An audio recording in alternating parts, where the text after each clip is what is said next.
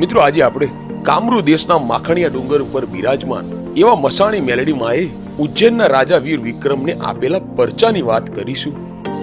કહેવાય છે કે ઉજ્જૈન નગરીના રાજા વીર વિક્રમ 18 ભાષાના જાણકાર હતા અને સ્વભાવે ખૂબ જ સરળ અને વિવેકી હતા।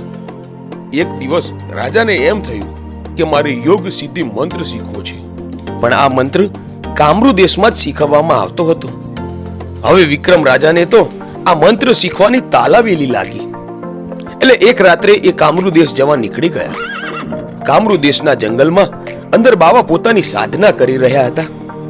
તેની પાસે જઈ રાજા અલખ નિરંજન બોલ્યા। રાજાનો અવાજ સાંભળી બાવા બાળીનાથે આંખો ખોલી અને પૂછ્યું, કોણ છે તું? અહીં શા માટે આવ્યો છે? ગુરુ મહારાજ, હું ઉજ્જૈન નગરીનો રાજા વિક્રમ અને હું યોગ સિદ્ધિ મંત્ર શીખવા આવ્યો છું। આ વાત સાંભળી બાળીનાથે પૂછ્યું, તું આ મંત્ર શીખીને શું કરીશ?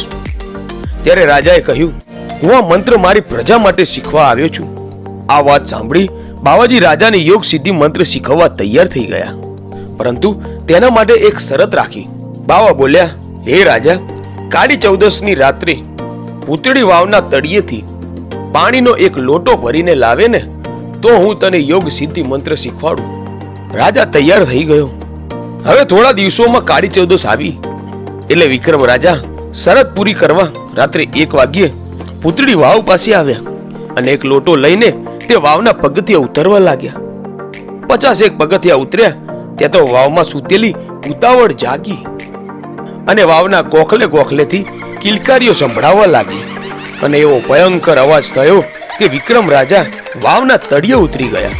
રાજા તને ખાવું, રાજા તને ખાવું એવો અવાજ સંભળાતો હતો। આ ગૌ અહીંયા અનેક રાજાઓ પાણી ભરવા આવેલા, પણ કોઈ રાજા અહીંથી જીવતા પાછા ગયેલા નહીં।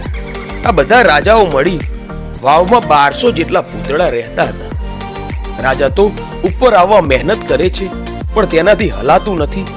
પૂતળા હસવા માંડ્યા અને બોલ્યા, હજુ સુધી કોઈ જીવતો બહાર નથી નીકળ્યો, તો તું ક્યાં નીકળવાનો હતો? આવી વાતો સાંભળી રાજાને થયું કે મોત સામે આવીને ઊભું છે। આવા સમયે રાજાએ એની કુળદેવી હરસિદ્ધિ માતાને યાદ કરે છે, એટલે થોડી જ વારમાં રથડો જોડીને હરસિદ્ધિમાં પ્રગટ થયા અને બોલ્યા, હે રાજા, તું શા માટે આવ્યો છે? રાજાએ તેની આખી વાત કહી। ત્યારે માતાજી બોલ્યા, મને કીધું હોત ને તો હું જ તને મંત્ર શીખવાડી દેત, પણ હવે હું તારી કોઈ મદદ નહીં કરી શકું। આટલું કહી માતાજી ત્યાંથી અદૃશ્ય થઈ ગયા। કુળદેવીએ મદદ કરવાની ના પાડી એટલે રાજાનો ડર વધી ગયો અને તેને 64 જોગણીઓનો મંત્ર આવડતો હતો, તેથી તેણે 64 જોગણીઓને યાદ કરી તેનો મંત્ર જાપ શરૂ કર્યો। થોડી જ વારમાં 64 જોગણીઓ પ્રગટ થઈ, પરંતુ તેણે પણ રાજાને કુળદેવીની જેમ મદદ કરવાની ના પાડી અને અદૃશ્ય થઈ ગયા। હવે કોઈ મદદ કરતું નથી, એટલે રાજા ઊભો થઈને બોલ્યો, આ કામરૂ દેશમાં છે કોઈ દેવી દેવતા, પીર પેગંબર કે મને જીવતો બહાર કાઢી શકે? તો હું તમે જેમ કહેશો તેમ કરવા તૈયાર છું। આવું વચન હું વીર વિક્રમ આપું છું।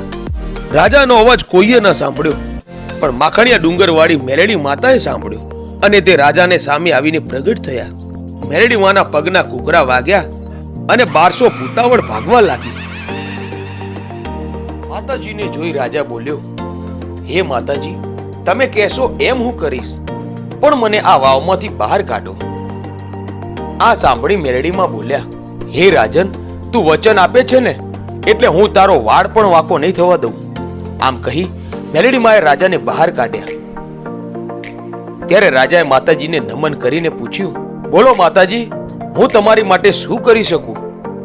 ત્યારે મેલડીમાએ જવાબ આપ્યો, હું મડા ખાઉં મેલડી, મારે તારા કાળજાનો ભોગ જોઈએ। ત્યારે વિક્રમ રાજા પોતાની કટારીથી કાળજુ કાઢવા જાય છે તે મેલડીમાં બોલ્યા, નાના વિક્રમ, આજે નહીં, બરાબર 1 વર્ષે ગઢ રૂખિયા મસાણમાં આવજે, ત્યારે હું તારું કાળજુ ખાઈશ। ભલે માડી ભલે, એમ કહી રાજા પોતાના રાજમાં આવે છે। આમ કરતા કરતા સમય ગયો અને કાળી ચૌદસની રાત આવી।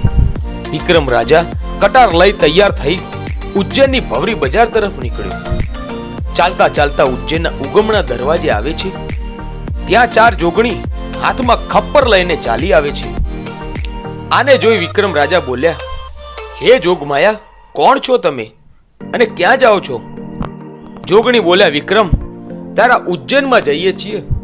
તારી ઉજ્જૈન નગરીની ભવરી બજારમાં 7મા માળે ઝરૂખે હાથી પગા ઢોલિયા ઢાળી સિયાવાન સૈયણ નામની બાઈ મારા મંત્રો પઢે છે અને આ ખપ્પર રોગદોગના છે, જે તારી આ ઉજ્જૈન નગરીમાં ઠાલવી નાખીશું, જેથી 6 મહિના સુધી તારી ઉજ્જૈન નગરીમાં માણસો મર્યા જ કરશે. આમ તારું નગર જીવતું જાગતું મસાણ બનશે અને તારી નગરી ઉજ્જડ થશે. આ સાંભળી વિક્રમ રાજા ખૂબ દુઃખી થાય છે અને માં મેલડીને યાદ કરે છે અને કહે છે કે હે ખપ્પર જોગણિયું, તમે અહીંથી એક પગલું પણ આગળ વધો તો તમને માં મેલડીની આણ છે. આમ ચારેય જોગણીઓ પથ્થર બની ગઈ